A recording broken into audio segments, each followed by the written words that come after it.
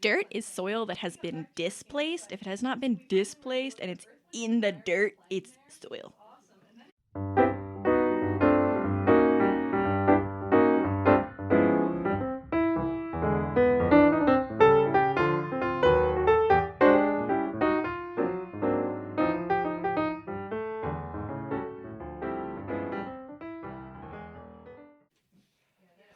Welcome to another great week of the Tuck Shop Podcast. I'm Matt, as always. David, hello. Welcome back. Hello, Matthew. Thanks for having me back. You were on assignment. I was. It was one of those.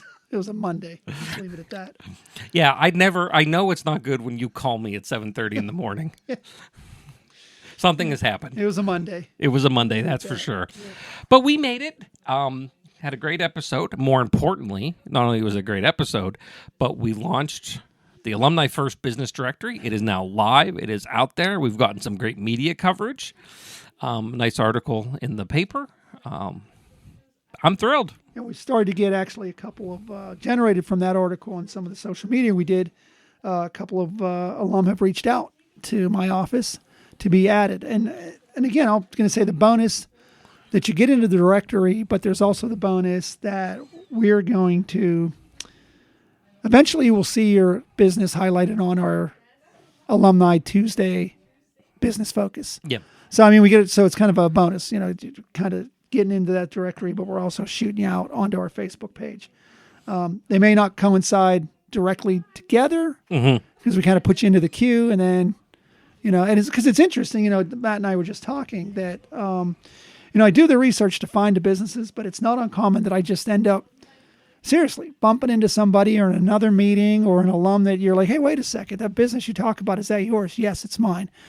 So it just keeps, kind of percolating these businesses that are out there. So we don't seem to have too much of, I don't want to jinx us, but we don't seem to have too much of a problem finding alumni-owned businesses. Yeah.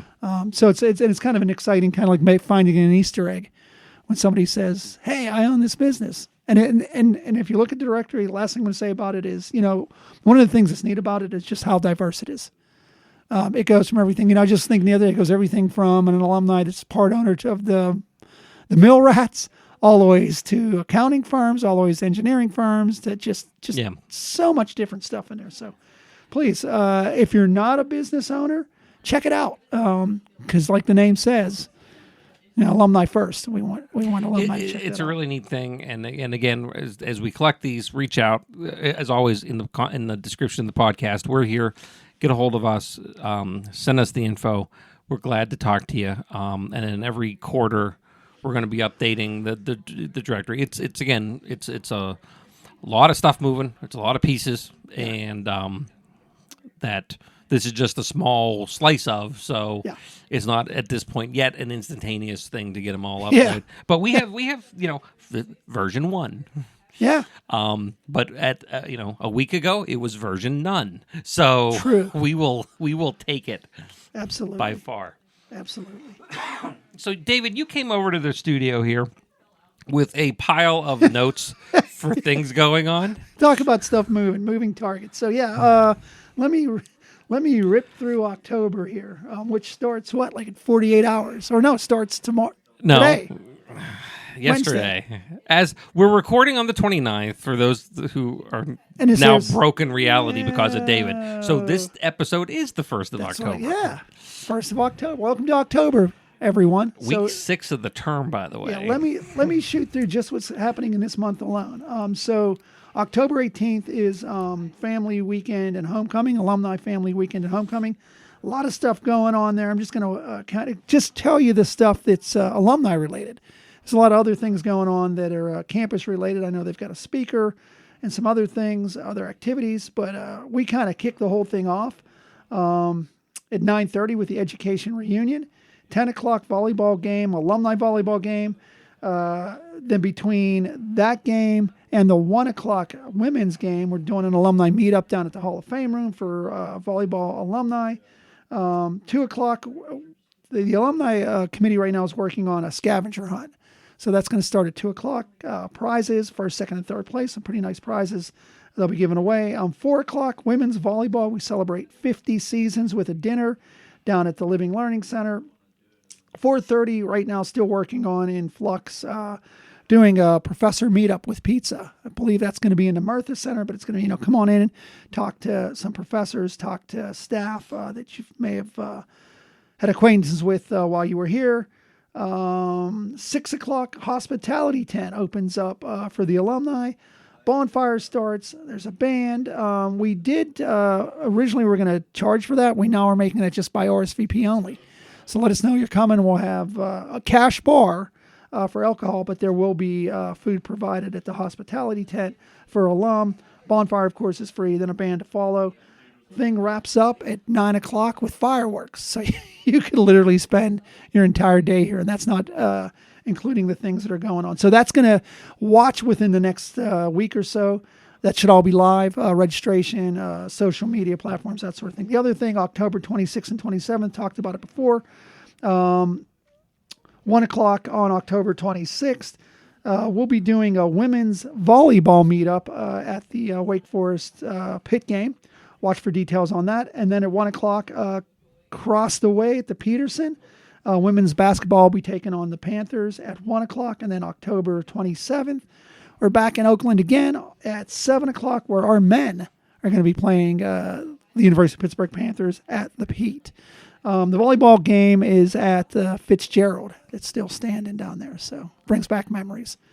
So that's a full day. Watch our social media. I can't reiterate enough. That's probably the biggest thing is a bunch of this stuff is available to you, but we do need to know you're coming. Yeah. This kind of thing. So keep an eye on all the Facebook, the LinkedIn, and certainly this show as we progress over the next couple weeks to find those registration and stuff. It's one of those things where we want everyone to come out. Yep. We just got to know you're coming. We got to know you're coming. So keep an eye on our LinkedIn page and our Facebook page. That's your most up-to-date information that you're going to find. That's the place to look. The Alumni Association Facebook page, the Alumni Association LinkedIn page.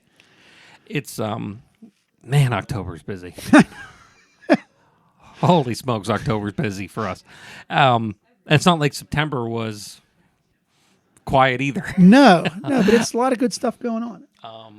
But no, I'm looking forward and actually starting a long-term think outside the box, including our annual hockey game. I got to reach out to the folks and start setting that up. Sure. It's about time. Sure. Boy, oh boy. We got a lot going on, David. Something looking forward to next Monday. We got a group coming in. Again, I'm going to say it again. It's a group of alum from the 70s. They're just coming in for a one-day tour. We're going to throw in lunch. I told them I'd buy them lunch. We're going to hang out. I think there's 73, 74, 75. I could be wrong, but I think that's the years. But I bring that up as if there's not enough on the plate. Say you had a group of people that you just wanted to come up and spend the day. We will accommodate. Let's say even take it down to the least common denominator. Say you're one person out there. We got a gentleman coming in, same thing on Monday from Boca Raton. Mm-hmm. He's an alum. He's in the area.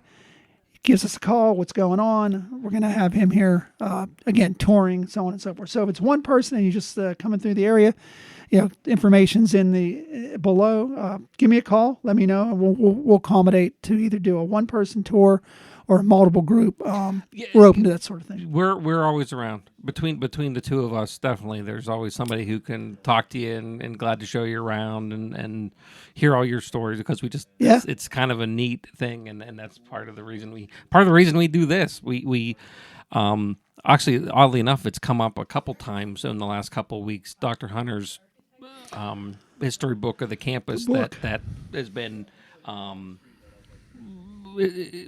He's not updated it because he's no longer with us. Correct. But this is kind of the continuation of that little history. We have building that audio history. And that means you guys have to come back and tell us your stories and see the campus. We're glad to show it off and can always find time. It was interesting when we set up, and again, we'll custom set, whatever it is, how you'd like to spend your day here. It was interesting whenever this group had approached me from early 70s. I said, we could do a tour. And they said, well, what could you do? I said, we could do everything from a half-hour tour to 3 hours. And you and I have perfected the Gilligan's Island 3-hour tour of campus. You do return, though. You do return. Home, back time for dinner. But it was interesting. I said, well, what do you guys want to see? And the tour leader, the group leader, said to me, "We want to see everything that wasn't here, like from 1970, whatever." So it was interesting. I took out a map, 2 maps, one of the updated maps, and started highlighting everything that wasn't here from the last time they left. And that's not including the renovations to buildings since they left. Because 73 would have been engineering, wouldn't have been here Yeah, yet. Nursing, absolutely not. PPAC, no. Yeah. Chapel, no. Yeah. LLC, no. Yeah. The Newsland Center's I think these brand guys new. are late 70s, mid 70s, late 70s. Yeah. But you're right. So It was engineering may have been here. but engineering was just like that first phase Yeah. of what was here. So it's we'll accommodate. Like I said, if it's one person, it's just hand passing through. We like it works best. To Matt's point, I don't mind when an alum shows up at my door and says, "Hey, I was just coming through." No appointment needed. No, but we appreciate if you could. if you call and say, "Hey, I'm going to be in town on Monday. Can you clear some time to sit and chat?" We can yank out the yearbooks, yank out the advocates. We have all those in archived. So it gives an opportunity to sit around and reminisce. You kind of talked about it, and it kind of always is interesting to me because we've done so many of these, which is great, and I'm glad to continue to do them for anyone. But it is kind of those neat things where it's like you said, this group, what's all the new stuff? We've also seen groups that were like, I don't care about new stuff. I want to go see my dorm room. Yeah. I had English in this particular room in Biddle, and I want to go see that. And they're like, I don't know you kind of have that 50-50 split between people who are like, what's all new? And then I want to see my stuff that I had. Yeah, absolutely. Yeah, absolutely. And that's fine. We can do both. Yeah. One or the other or both. We can accommodate. That's, I guess, the point. So don't, and it's, we're starting to see more and more people reach out, which is great. So the message is getting out there. And you know what? Weekends aren't off limits either. If a weekend is what works best for you, no problem meeting you guys up here on a Saturday or a Sunday and doing whatever. Keep in mind also, it's the best time of year to come as the leaves start to change. So we're trying our best on it. And the worst time to come is probably several months. February. We start to get into January, February. That may not be a 3-hour We're tour. glad to take you around, but you may not be happy doing it. You may get stuck here for quite some time. So, as always, if you need to get a hold of us, contact information is in the description. But one of the neat things is some of the people that come on campus who aren't connected to campus, but they find another reason. And today's episode is exactly kind of that.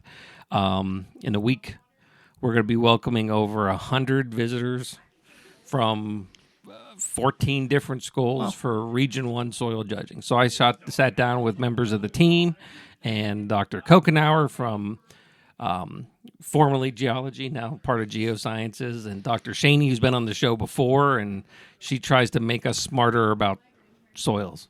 Dirt. One or the other. Yeah. She's not here today. I can call it dirt. Is there a difference? You'll have to listen to the interview you missed and find out. Soil versus dirt.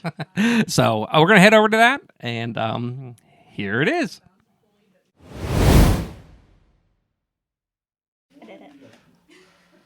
Well, we're back to soil judging. I said a year ago or so when we started talking about this, we'd have a show dedicated to soil judging. Dr. Mitzy Schaney, you were on at that point, and you are back today. Yes, thank you for having me back. Yes, thank you for having me back.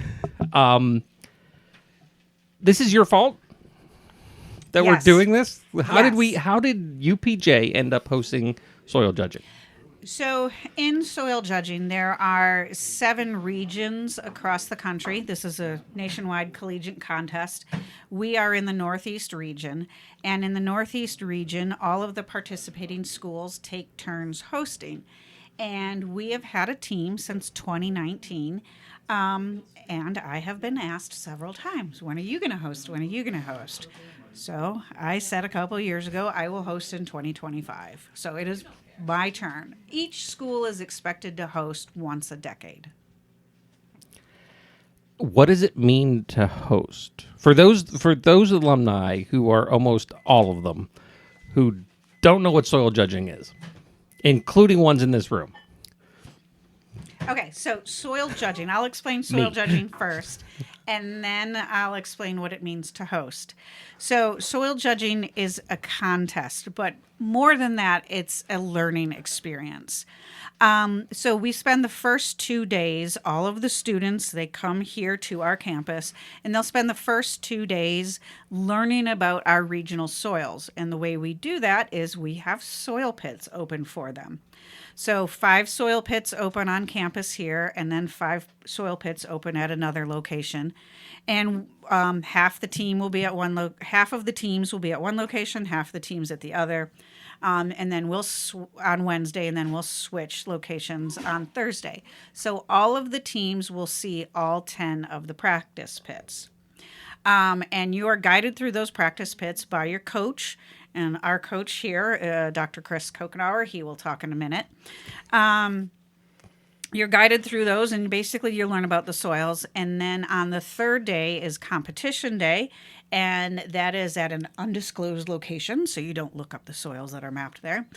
And you go through 5 more pits, but that day is a contest. So the students learn how to correctly name and describe the different soil horizons. That's what we call soil layers. We call them horizons. And then we have to do land use interpretations as well. And the land use interpretations are things like, is this soil good for houses with basements? Some competitions will ask, is this soil good for soy agriculture? So the questions can vary depending on the region. Sometimes you might have to calculate the amount of carbon being stored in the soil, or calculate how fast the water moves through the soil. So there's land use interpretations that are important for these students to understand for future job aspects. So that's what the competition is. What does it mean to host? It is a big job to host. So I gotta find money to pay for all of this, and I started that over a year ago, trying to find money to pay for all of this, and we will happily take donations, by the way. I have to find locations and get permission. I had to write environmental assessments so I could dig pits in a forest. So it takes a lot of effort. I have to arrange a banquet for everybody for Wednesday evening. The coaches have a meeting. They got to figure out something for the students to do while the coaches are having a meeting. This year it's going to be band and a bonfire. I have to provide lunch on contest day. I have to get porta-johns and T-shirts, and it is a lot to organize. I've been very busy for months now. Yes. As somebody who has lived through this with you, especially this summer, yikes. Let me just say, this is a lot. We set up website. We set up digital registration, so I didn't have to deal with collecting waivers from 100 different students. And my feeling is, based on what you said, this is kind of like the first time that we've done a digital registration as the region. Yes. So this is the largest competition that I know of in Northeast Regional soil judging history, because we have 13 schools participating this year. And since I've been doing this, it's usually about 8 to 10 schools, maybe 60 to 80 students. And it looks like we'll have exactly 100 students with 13 schools participating. But we set up a lot of digital stuff. I say we, meaning you, and a wonderful IT person, Matt Haar. Alum, by the way. Yes, they have been doing amazing technical wonders, so I didn't have to deal with a lot of papers. Speaking of papers and coaching and grading, Dr. Chris Coughenour. Chris, welcome to the show. Thank you, Matt. You've been next to the show because your office is like right over there, and you hear me do this all the time, but you're the first time to being on the show. For people who don't know you, what do you teach here? Normally, I teach surface processes. I guess I consider myself a geomorphologist. Okay. Sort of a generalist in some ways. Water and sediment, that's really my background. That's a good way to put it for the rest of it. But you get to coach this year. You're coaching the team. Yes, on a very interim basis. Yes, with Mitzy, obviously she mentioned how busy she is, and it's been crazy to see how much is involved in hosting. So, and obviously, I'm just here to fill the gap this year and try to fill the spiritual void because really it's her team, and the students. She teaches the soil judging class, and has taught and led the teams for the last 6, I think, academic years. So I'm just trying to do the best that I can with a good, but it's a good group of students. I know many of them this year, so and I think it's a larger group than typical. That's and pretty. Chris is he's joined us in past years as well when he can, when it fits his schedule. You just didn't randomly come across somebody in the hallway and No, I didn't rope a stranger into it. As a geomorphologist, and I was also trained as a geomorphologist, but I focused on soils and that. So he teaches a soil class as well, and he's been with us before 2 years ago. Yes. Yeah. Yep. And how long have you been on campus? This is my 13th year here. So there could be a good number of alumni out there that have gone through your courses. And as we joke here in the department, your infamous late Friday afternoon lab. My trademark, 2 to 5 p.m. Friday afternoons. Yes. Oh, it's your 13th year, and we have 13 teams. Oh, wow. Gotta find one more 13. This is, we got some numerology happening. Nice. That fourth voice you heard is a returning guest on the show as well. Lyra, welcome back. Hello. You are a member of the team. Yep, this is my 3rd year competing. What got you pulled into this whole concept to begin with? Mitzy cornered me in the hallway. My first year, that was when we competed 2 years ago at Penn State, and I was in her intro to soils class at the same time, and there's a lot of overlap. And she was like, well, if you're already in the class, you might as well join the team. And I was freshly declared and transferred into here. It was my first fall as an actual geo person. I was just like wandering around undeclared, and me and another student, Elle Ekman, we decided we were going to do it together, so that if it was horrible, we at least were in it together, and we both stuck with it, and we both really enjoy it. You're a senior, so this is your last time Yeah. to do it. Is that kind of registering? Is it a thing, or is it like just this is just let's get it moving? I'm excited to get it over. Not over in a bad way, but kind of like the work has been done. Time to show off. I'm definitely starting to realize, like, I think I trust myself more, like, doing it more now.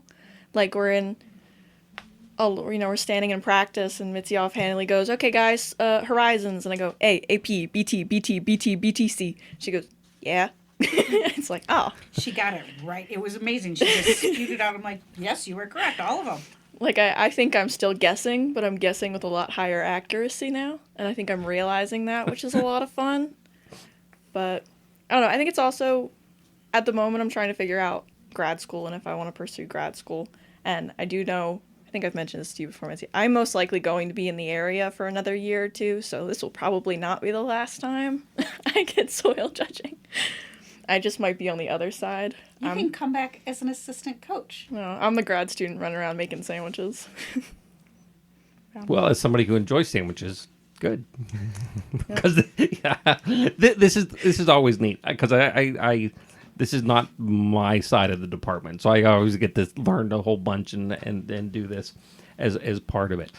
So we're going to have a lot of schools coming, a lot of people on campus. It's kind of a cool thing to show off, and I think it's neat. You talked, Mitzy, about the need for a lot of support and stuff, and that has been kind of numerous places already.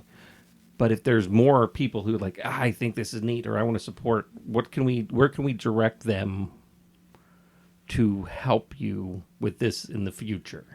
Because part of this is what comes then in the spring, right? Yes. So as a hosting team, we automatically get to go to nationals, but I have confidence in my team this year. I think we're going to place. So out of the 13 teams, 5 or 6 will move on to the national competition, which is in April. And of course, all of 7 of the regions will come together. And I think the nationals are hosted this year in North Carolina. Again, that location rotates every year. So that will be the first week of April, and we need to raise funds for travel and hotel and food while we're there for the week. So we have some fundraisers going on. We'll have more fundraisers throughout the year, but we will happily take donations.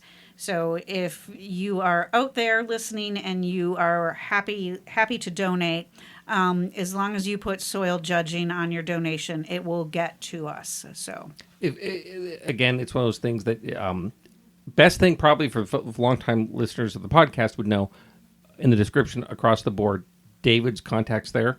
He can, if you're like, I'm not quite sure, where do I go? Email or call David, and he will make sure that gets directly to Mitzy and soil judging team as it goes proper. It can be small too. Buy us a bag of chips. Please. yes, the students like snacks. And you could also come out on October 10th and volunteer. We will happily take volunteers. We have a lot of scorecards to grade. With 100 students participating, we have to grade all of those scorecards and tally them up and figure out who the winners are. So this is a lot of students, and it's going to take a lot of grading. And you don't need any experience. Just have to be able to do basic math to help us grade the scorecards, because we have not figured out an automated way to grade I'm them working yet. on it. Okay. I'm working on it. Okay. But we need people grading. Some of these schools, like Brown University in Rhode Island, Delaware, they have an 8 or 9 hour drive to go after the competition. Yeah. So it would be nice to get them out the door so they're not driving all night long. What's the rotation for hosting nationals? Because I'd like to schedule a long vacation time. I am If it's not us. hosting nationals. Okay. No. I am not hosting nationals. So I don't even know if I'll do this again, because this was a big endeavor. I'm sure I'll get roped into it, but as of now, I'm like, whew, I did it once. That's enough. Look out for 2035. Yeah. Chris, would you be back coaching in 2035? Oh, you never know. If called to duty, sure, why not? Pretty neat across the board. I think we would be before we kind of let everyone go for today's episode at least, to mention that this is kind of a cool example. One of the first things that are like a big project that's coming together with our new department and geosciences and what that means. I mean, to the point where I kind of joke that, Chris, you now get exposed to the insanity that I bring into this office with this kind of stuff. But even just physically being here, like, it's a pretty cool thing to kind of have this new do you have anything you kind of want to talk to alum of both what was for you guys geology, then energy and earth resources, and now gets to be geology again? Yeah, we're very happy to be here. Because it was we had energy and earth resources bestowed upon us a number of years ago. That was actually before I got here. And I get that, I think there was a marketing aspect to that, which I understand. But, ultimately, we're geoscientists, all of us, and I think we found that common thread, whether it's geography, environmental studies, geology. And so we're happy to be down here sharing physical space, because that enables a lot of impromptu conversations and I overhear the students talking. Which is good. I like being in this suite. I was up in an office on the second floor, where nobody was around, other than a few other faculty members. I was in a corner. Chris, so. I've visited you on more than one occasion about issues. You did not have an office. You had what would be charitably called a coat closet. Yes, correct. Yes. So, which suits me fine, because I think you were good with it. I'm just kind of, even here I feel antisocial because I'm just hunkered down, doing my thing. It's not that I'm trying to be antisocial, but well, you certainly have a better chance. It has been good coming down. Mitzy, you probably have the most overlap between these previous two departments that are now together out of all of us. Yes. And that's been better for you? Well, combining the departments has lightened my teaching load quite a bit. So now I was carrying a very heavy teaching load, 5 or 6 classes each term, and when we normally are supposed to have 4 a term. I needed help. I had a lot of majors. I think we have like 36, 38 majors in environmental science and environmental studies, environmental sustainability.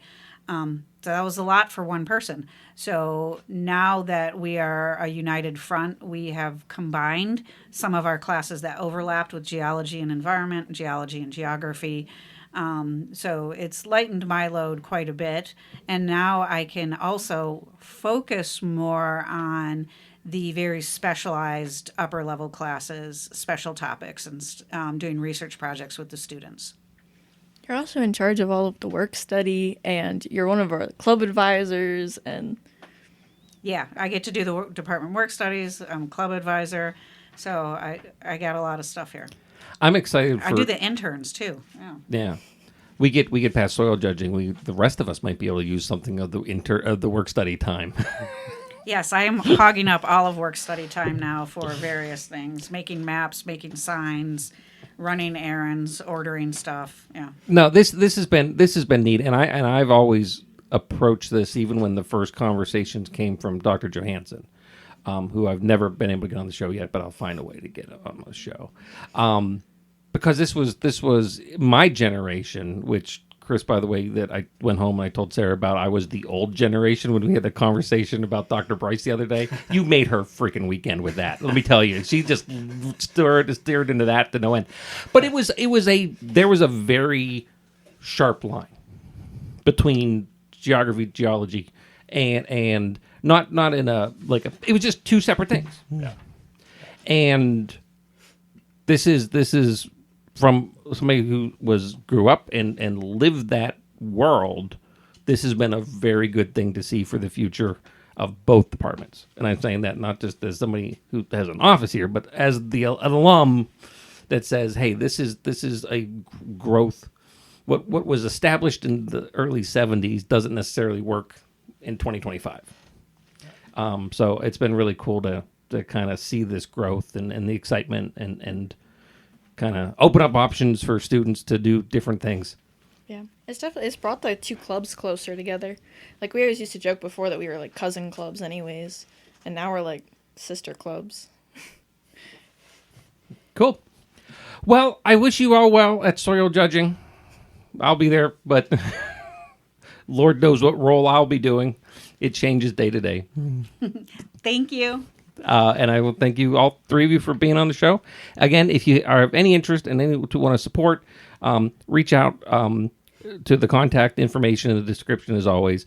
Anything kind of helps them get going, and we appreciate it. And I'm going to wish you all a great week. And tune in next Wednesday. We'll do another show like we always do. Thanks, everybody.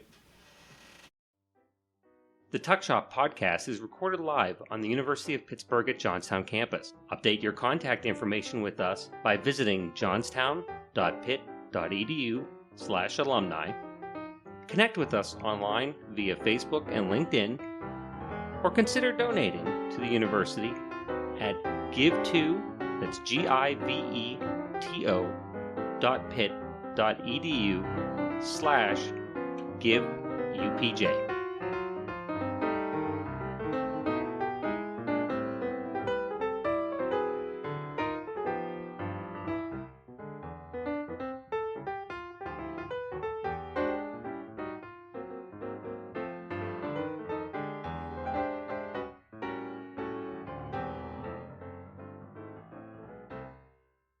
This has been a production of Quantum Wave Media.